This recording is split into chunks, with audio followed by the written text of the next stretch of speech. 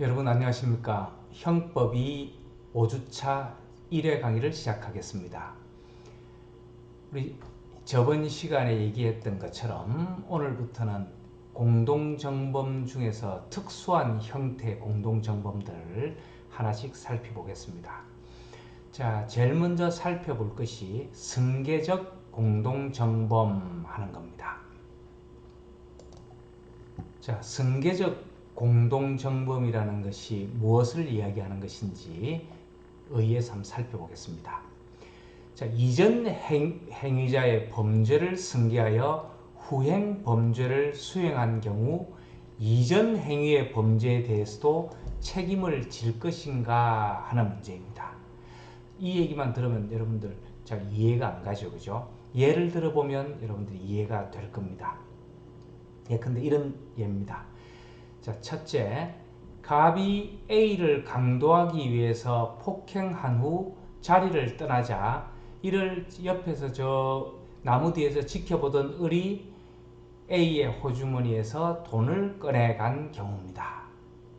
자, 갑이 강도하기 위해서 A 흠신 두들겨 패놓고 자리를 떴는데 그 와중에 을이 나타나서 호주머니에서 돈을 빼간 경우, 자, 이런 경우에 을에게 갑의 강도 행위로서의 폭행 행위 이것도 인수시켜서 즉 책임을 물어서 을도 강도죄의 공동정범으로 즉 갑의 행위를 승계받아서 강도죄의 공동정범으로 처벌해야 될 것이냐 이런 문제입니다.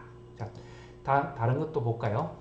갑이 A를 강도하기 위해 폭행한 후 친구 을을 불러서 이 사실을 말하고 같이 A의 호주머니에서 돈을 꺼내간 경우, 자, 이 경우는 갑이 자리를 뜨지 않고 후행 행위까지 갑과 을이 같이 하는 겁니다. 그러니까 그 선행 행위는 갑만이 하고 후행 행위는 갑과 을이 하는 경우, 이런 경우도 있을 수 있겠죠. 이 경우도 을은 뒷부분에 절도 물건 훔쳐간 행위 그것만 책임질 것인지 앞에 갑의 행위까지 다 인수받아서 공동정범으로 처벌해야 될 것인지 이런 문제가 발생한다는 거죠. 하나 더 볼까요? 갑이 A를 강도하기 위해 머리를 때렸던 바 A는 즉사했다. 갑은 도망을 갔고 1시간 후에 우연찮게 시체를 발견한 을은 A의 호주머니에서 돈을 꺼내갔다. 자, 이거 1번 예하고 크게 다르진 않는데 갑이 A를 강도하기 위해서 때렸다가 그만 죽어버리니까 놀라서 도망을 갔습니다. 을은 뒤에 지나가다 보니까 시체 사이로 지갑이 이렇게 나와 있으니까 그걸 꺼내갔다. 뭐 이런 얘기입니다. 자, 이것도 그 전에 갑의 행위까지 책임을 져야 되겠는가 하는 이런 문제가 승계적 공동정범하는 문제입니다. 자, 여기서 가장 문제가 좀 심각하게 될 수 있는 것이 2번 같은 예겠죠. 갑이 강도하기 위해서 폭행을 해놓고 자기 친구 을을 불러서 사실을 말하고 을도 이를 알고 같이 돈을 빼간 경우, 이런 경우에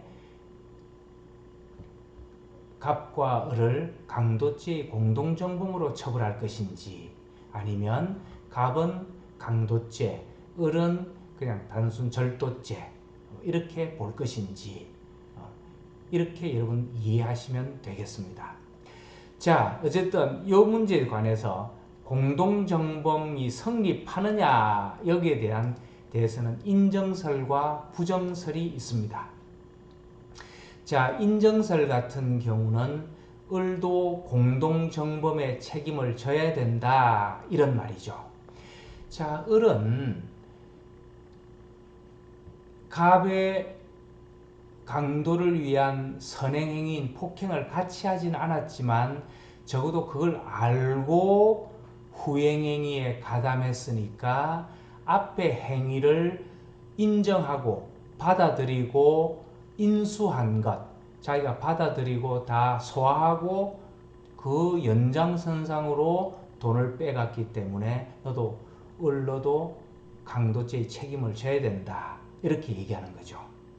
그런데 비해서 부정선은 그게 무슨 말이냐? 말이 안 된다. 왜냐하면 을은 앞에 폭행 행위 요거는 가담을 하지 않았고 그 현장에 전혀 없었고 그 이후에 강도죄를 위해서 폭행해서 쓰러져 있는 사람 호주머니로부터 돈 꺼내는 행위 그것만 했기 때문에 강도죄 전체의 죄책을 물어서는 안 되고 자기가 개입한 호주머니에서 돈 꺼내간 행위, 즉 절도죄, 또 3번 같은 경우는 사람이 죽었으면 점유이탈물 횡령죄 하는 게 있습니다.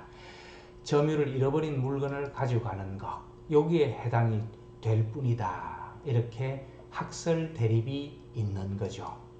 자, 여러분, 우리 공동정범이라고 하는 거는 물론 범죄공동설, 행위공동설 여기에 따라서 다 공동정범의 성립 범위나 성립 요건이 달라지지만 대체로 범죄 공동설이라고 하는 그래도 정형을 갖춘 그런 다수설의 입장에서 보면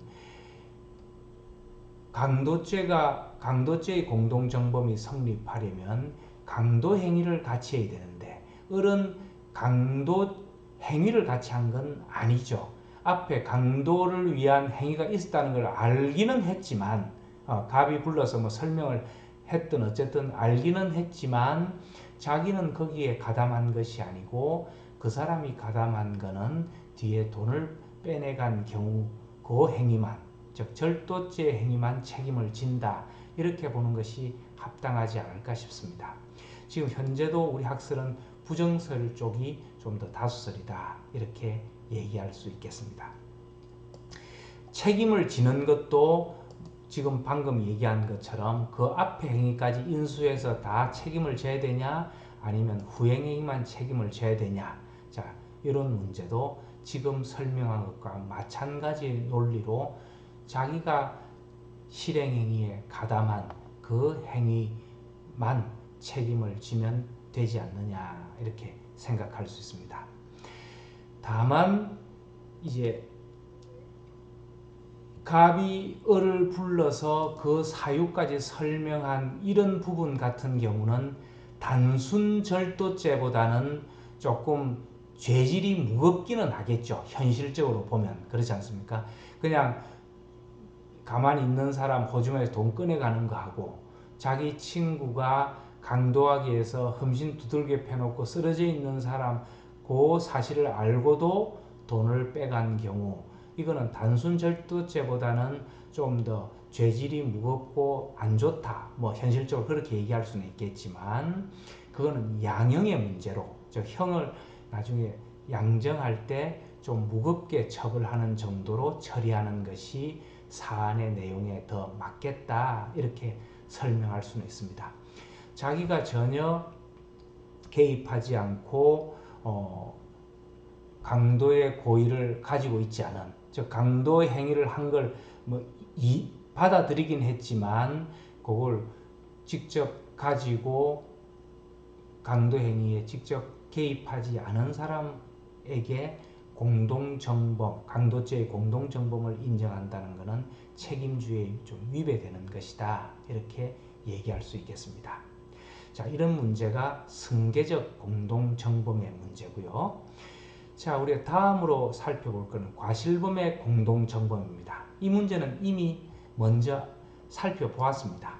근데 이것도 어쨌든 다시 한번 확인하는 차원에서 설명을 한다면 과실범 사이에서도 공동정범이 성립할 것인가 이런 문제다 하는 것이고요.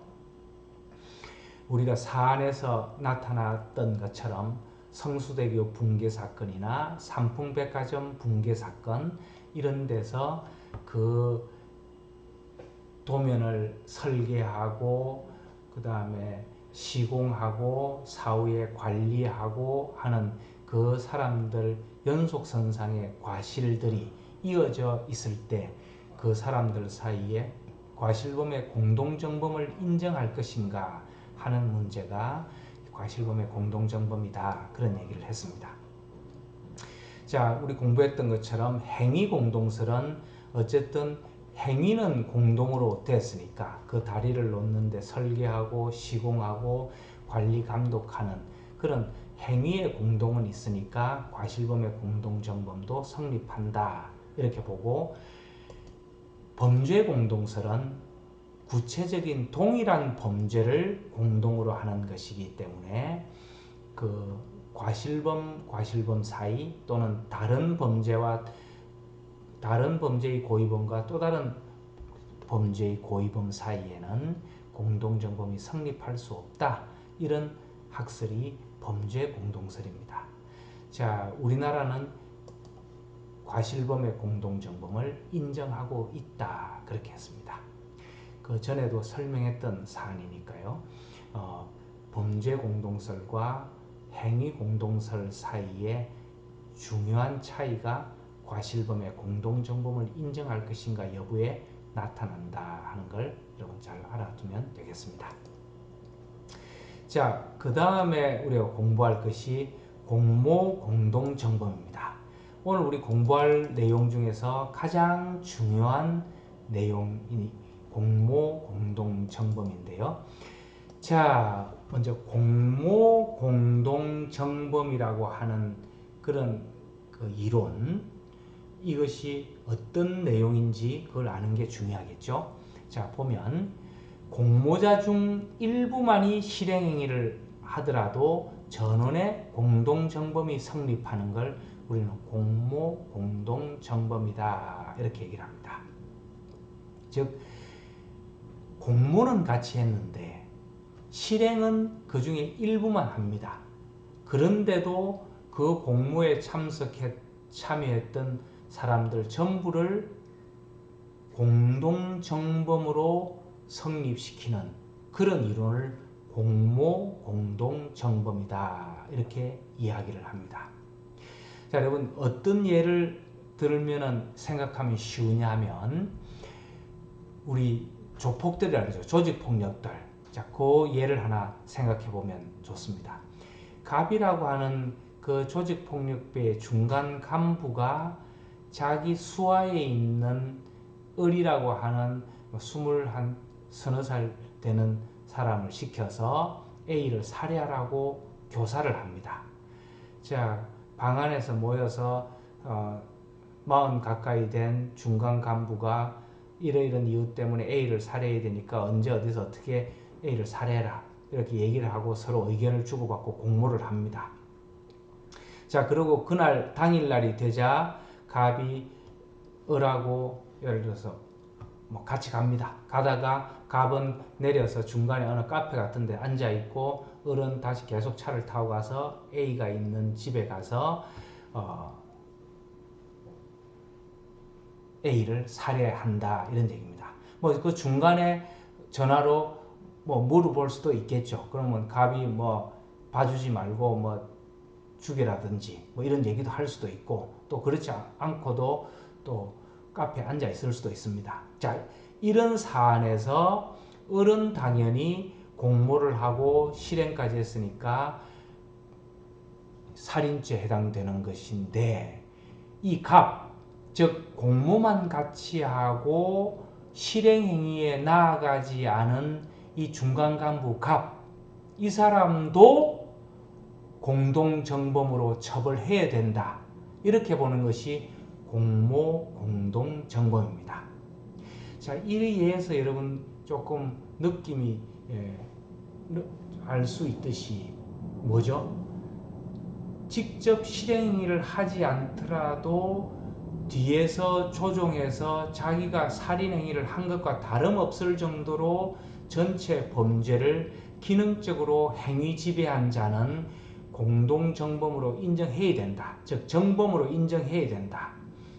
단순히 교사범이나 종범으로 인정해서는 안 되고 공동정범으로 범죄의 주인공으로 인정해야 된다.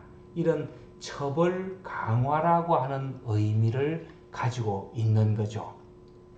그래서 우리 판례가 이런 그 조폭의 중간 간부나 범죄를 주도한 사람들의 그런 어떤 범죄성을 중하게 보고 공동 정범으로 처벌하려는 그런 의도에서 이 이론이 나왔다. 이렇게 보면 됩니다. 자, 유래는 100여 년 전 일본 판례로부터 시작해서 현재 우리나라 판례까지 이어져 내려오고 있고 그 인정 정도가 전혀 줄어들지 않고 계속해서 인정하는 범위가 늘어났으면 늘어났지 줄어들지 않는 그런 이론입니다.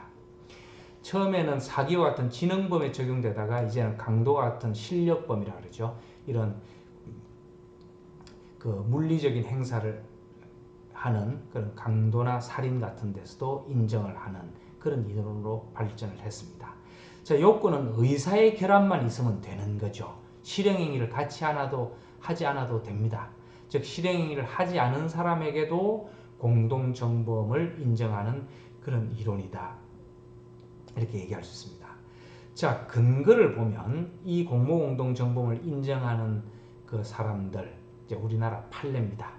이 판례가 인정하는 이유를 보면 어쨌든 전체적으로 범죄를 기능적으로 행위 지배했다. 갑이 이렇게 보는 것이고요.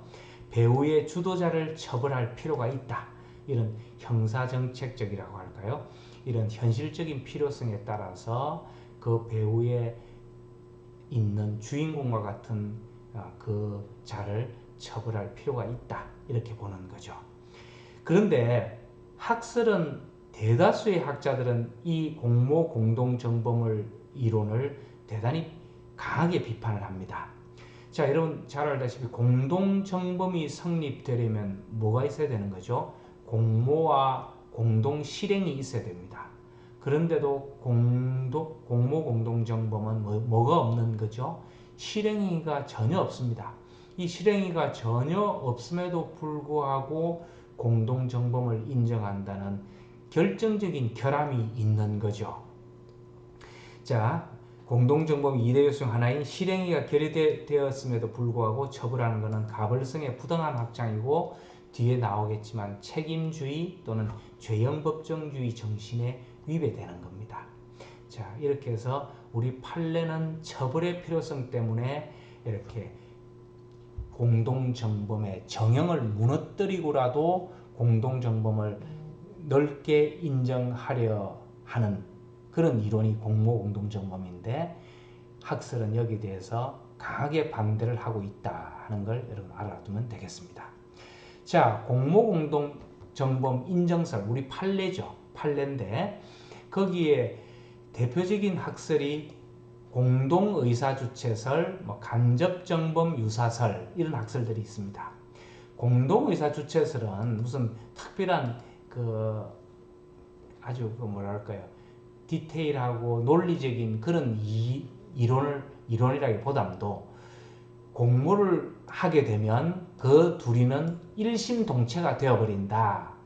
즉 A를 죽여라, 알겠다, 그럼 어떻게 죽일까 이렇게 서로 공모를 하는 과정에서 그 두 사람은 두 사람이 아닌 한 사람 일심동체가 되어버리는 동일체가 되어버린다. 뭐 이건 어떻게 보면 의제죠. 그리고 넘겨 짚어버리는 거죠.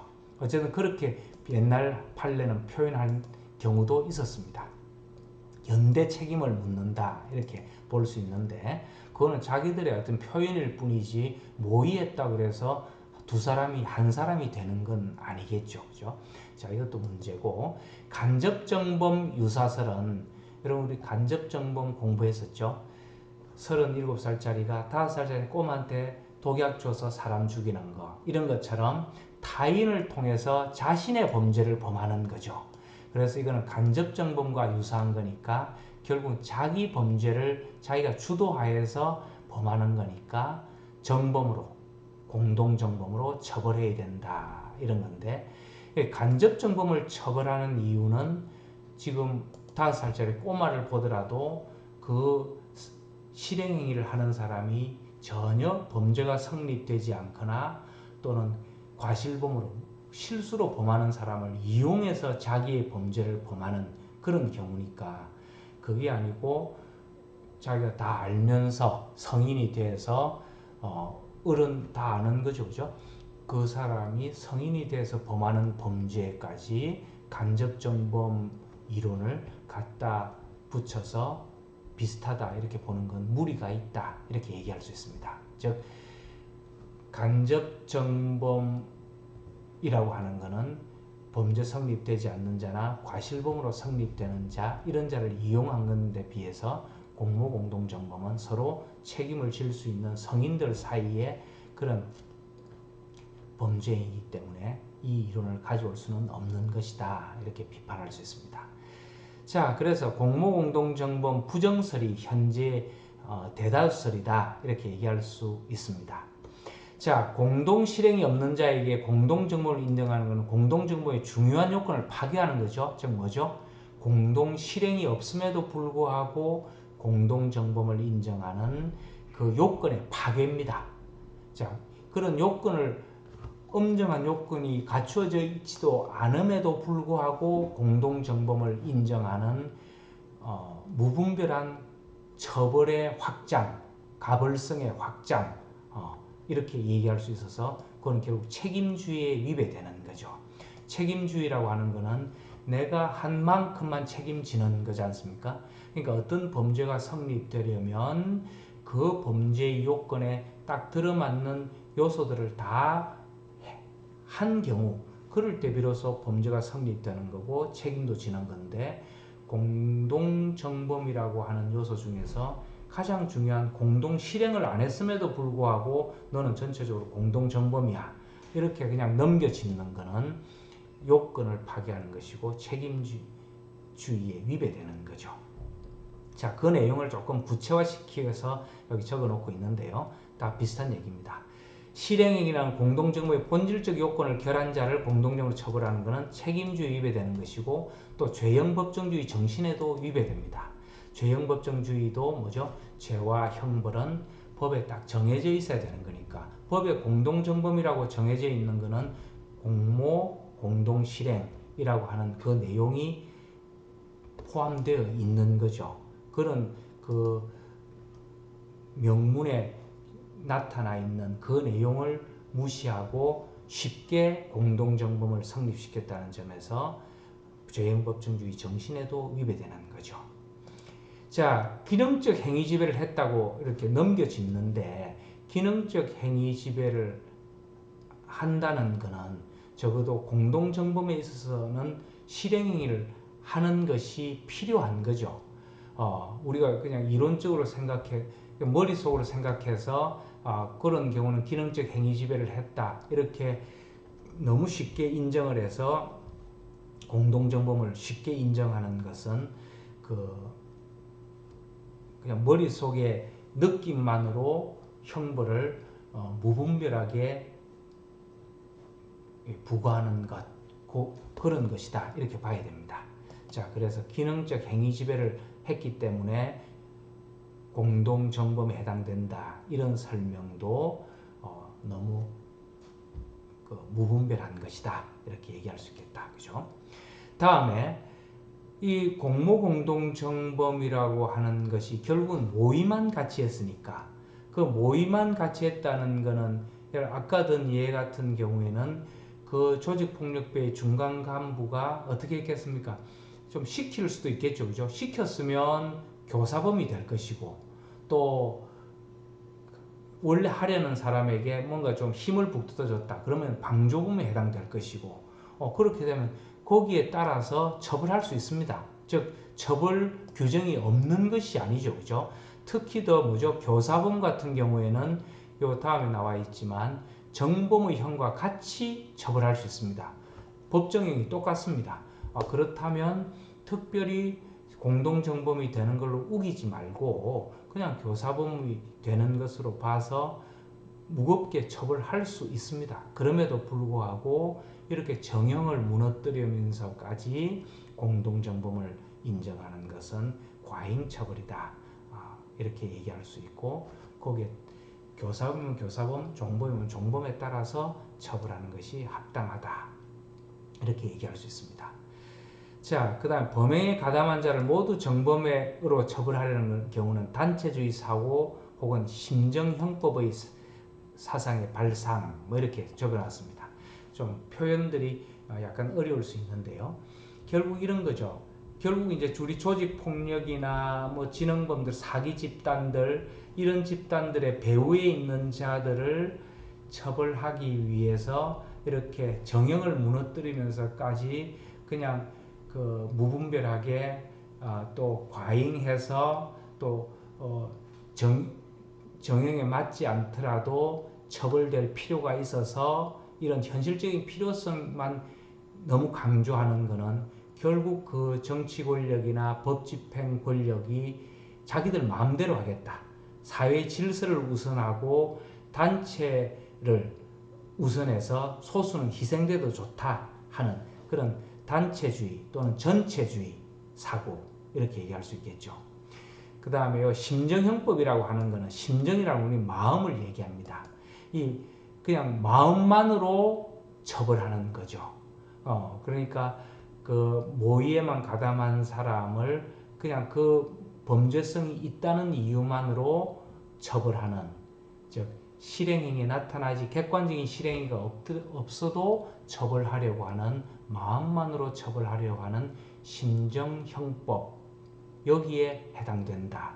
이 심정형법이라고 하는 것은 형법에서 쉽게 해서 안 좋게 쓰이는 단어입니다. 해서는 안 될 그런 내용입니다.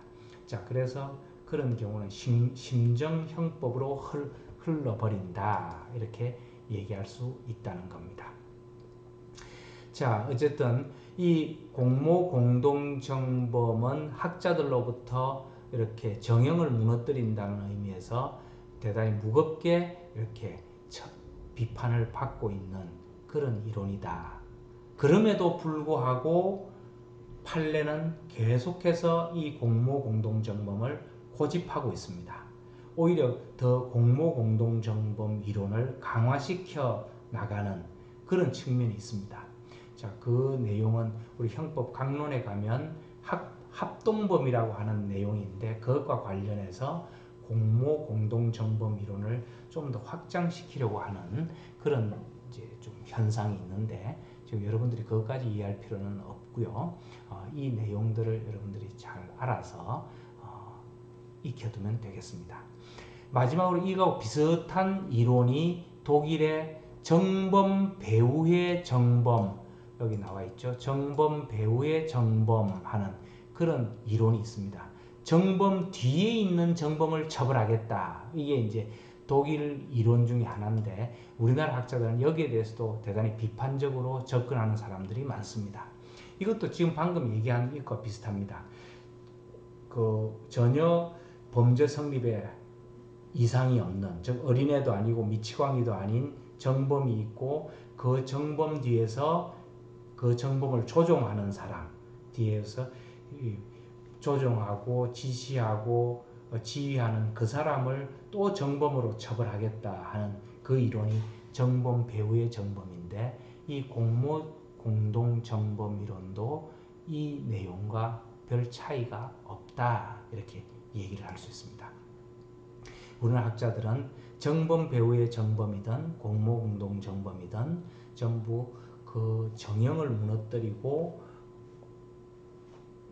처벌을 너무 확대한다는 점에서 반대를 하고 있습니다. 자, 오늘 여기까지 하고요. 여러분들 잘 익혀서 이해해 두면 좋겠습니다. 수고했습니다.